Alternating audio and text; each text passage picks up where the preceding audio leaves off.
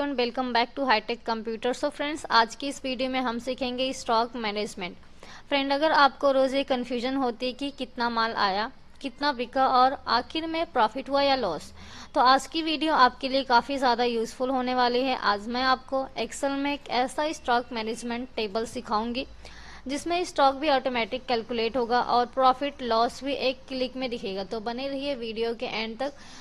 जैसे कि आप देख सकते हैं, मैंने यहाँ पे टेबल का एक स्टॉक मैनेजमेंट टेबल का एक फॉर्मेट क्रिएट कर रखा है, जिसमें यहाँ पे सबसे पहले हमें आइटम कोड टाइप करना है। तो आइटम कोड आप अपने उनसे कुछ भी टाइप कर सकते हैं, क्योंकि यहाँ पे हम ओनली प्रैक्टिस कर रहे हैं। सपोज मैंने यहाँ पे टाइप कर दिया S101 एंड यहाँ पे इसके कॉर्नर पे आ जाना है और माउस से लेफ्ट क्लिक करके हम इसे ड्रैग कर देंगे।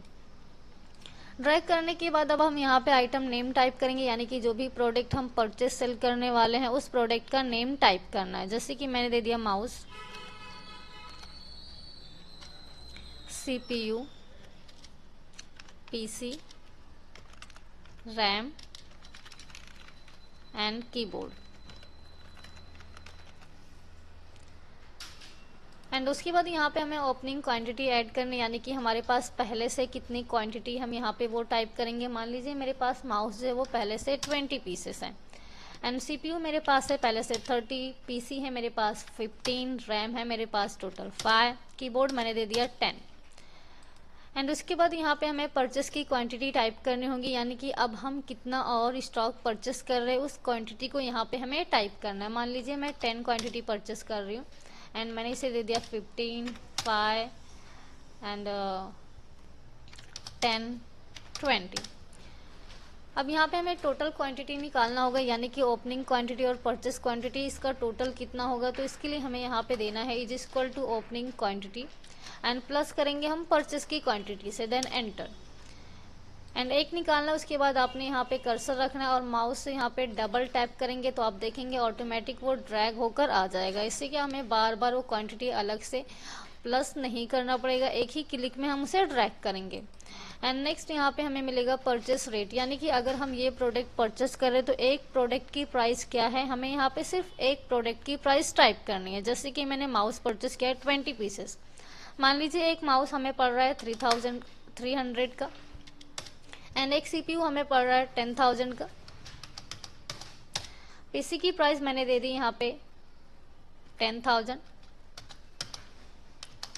एंड रैम मैंने दे दिया 500, कीबोर्ड मैंने ले लिया 1000। एंड अब हम यहाँ पे परचेस का अमाउंट निकालेंगे, यानी कि अगर हमने यहाँ पे माउस परचेस कर रखा है, एक माउस हमें 300 का पड़ रहा है, तो टोटल 10 माउस हमें कितने का पड़ेगा। इसके लिए हमें यहाँ पे देना होगा इज इक्वल टू परचेस की क्वांटिटी एंड मल्टीप्लाई करना हमें परचेस रेट से, देन एंटर। यहाँ पे एक माउस अगर हमें 300 का मिल रहा है तो टोटल 10 माउस कितने का मिलेगा, 3000 का। एंड यहाँ पे कर्सर रखना है, डबल टैप करेंगे तो ऑटोमेटिक वो निकल कर आ जाएगा। अब यहाँ पे हम सेल की क्वांटिटी टाइप करेंगे, यानी कि पहले हमने परचेस किया टोटल 10 क्वांटिटी, अब हम सेल कर रहे हैं तो हम जितना सामान परचेस करते हैं उतने उसके अंडर में ही सेल कर सकते हैं। आप चाहें तो ओपनिंग क्वांटिटी से भी ले सकते हैं, बट हम यहाँ पे जितना भी सेल करना चाहेंगे वो क्वांटिटी टाइप करेंगे।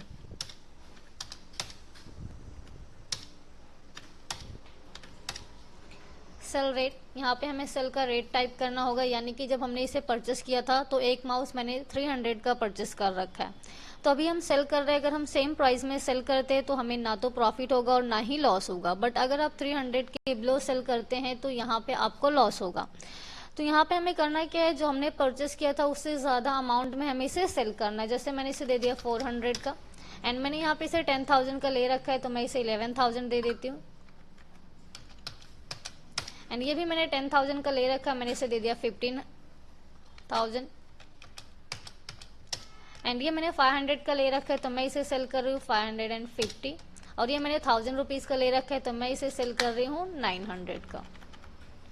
अब यहाँ पे हमें सेल का अमाउंट निकालना है। सेल अमाउंट भी बिल्कुल वैसे ही निकलेगा जैसा हमने परचेस का अमाउंट निकाला है, तो उसके लिए हमें देना होगा इज इक्वल टू सेल की quantity multiply by sale rate, then inter.